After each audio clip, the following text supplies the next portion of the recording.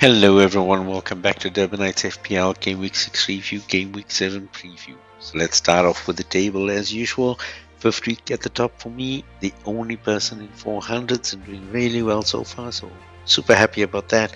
Pitch Perfect makes a move up the table up to second. Stranger Mings, Coconut Staron both dropping by one position each, and the Champ is back in the top 5, so starting to show some real moves now, trying to climb up the table. Titanium then drops out of the top 5.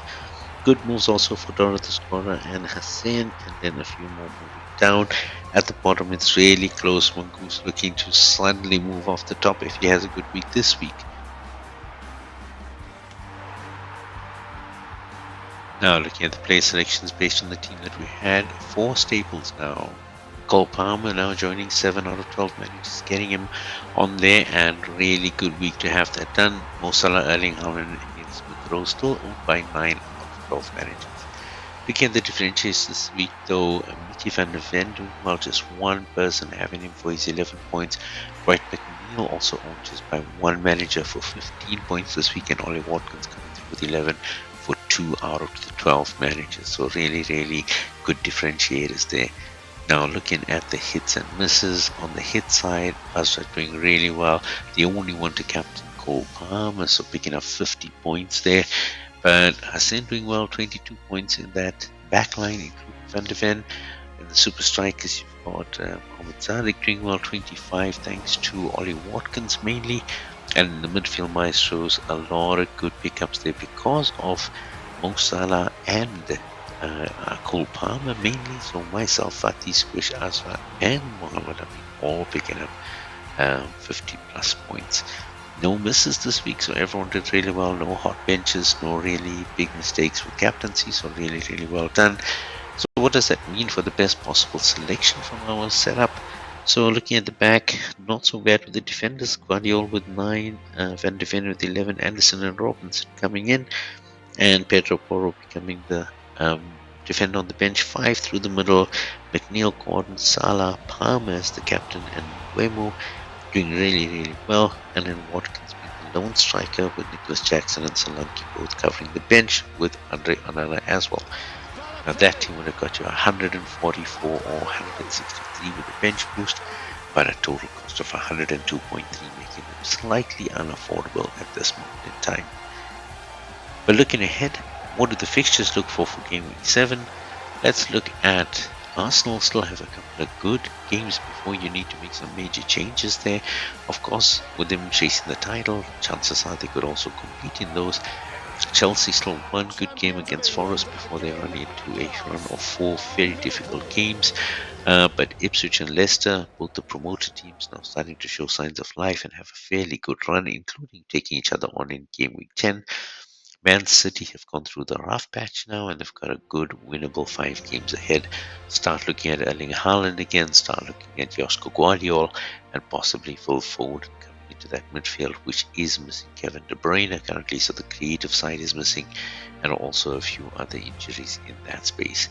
Spurs have a fairly good run of games. They are showing themselves to be the goal scorers. They are missing Heung-min Son currently, but James Maddison is doing well, Brennan Johnson doing well as well. So look at them and look at Solanke to put some balls in the back of the net.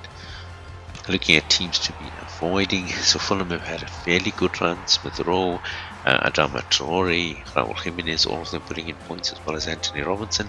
But some very tough games coming ahead, so you might look at swapping those out. Then looking at Southampton, tough games coming up. 3 out of the next 2 are title contenders. And then you've got Brighton, who had a fantastic start, but Spurs, Newcastle, Liverpool, and Man City are 4 of the next 6 games, so it's going to be challenging. And then, of course, you've got Bournemouth, also tough games coming up ahead. Chelsea are reaching the end of that green patch, and then we'll have Liverpool, Newcastle, Manchester United, and Arsenal to contend with. But then you're also looking at West Ham, which have then Ipswich, then Spurs and United, Newcastle at the end. They are struggling with some injuries currently, so it's a pretty tough one. Now, looking at the players to select on the back line, Newcastle have a problem with Nick Pope, so maybe you're looking at Dubravka coming in, but he is doubtful but not out. Bazuma and Strelasic are still out. From the defenders, not much has changed except that Kieran Trippier and Fabian Schär are both now on the doubtful list for Newcastle, so some tough times for Newcastle ahead. Otherwise, all looking good on that side. And then looking at the pick, so Reyes back for Arsenal, so still two good games you might want to put him in. Sanchez at Chelsea also for another one. Then you've got Edison and Vicario, good choices to look at. And then looking at the defenders, of course, you've got Trent Alexander-Arnold in there, you've got Cucurella and Gusto for Chelsea.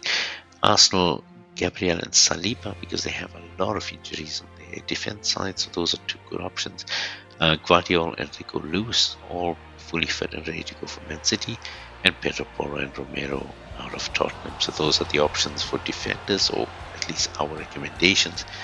Looking at the midfield, Odegaard is still out, but Merino is back at Arsenal. Leon Bailey's doubtful. Again, this list has not changed much. We know that Rodri is out for the season. De Bruyne is out at least for a bit of a lengthy period, and Son is doubtful, only a 25% chance of playing, so it's going to be a tough one. But on the picks, you've got Cole Palmer still in after that session of 4 goals in the first half of last week's game. João Felix and Madueke were also really active, specifically Madueke was unlucky not to score. On Liverpool side, you've got Salah and Diaz are the good choices before they run into some heavy games. From Arsenal, you look at Leandro Trossard, who might come in, Saka, who's always been doing well, and Thomas Partey, who's a good holding midfielder.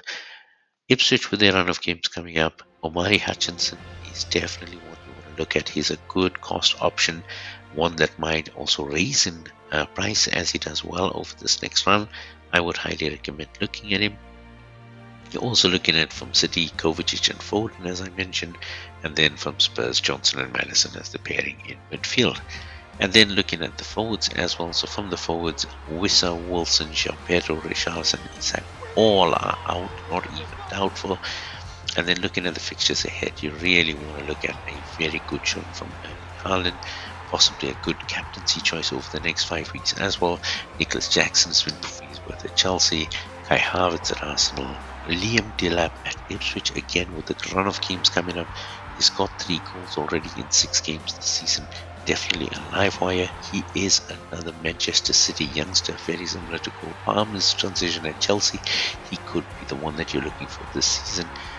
Jamie Vardy at Leicester, 2 goals already this season. The old battle horse, he's really been doing well. And then of course Dominic Solanke at Spurs. So that was a quick update, super late on this one due to some technical issues, but hope it is adding value to you. Just about 12 hours and somewhat before the deadline. Good luck with that.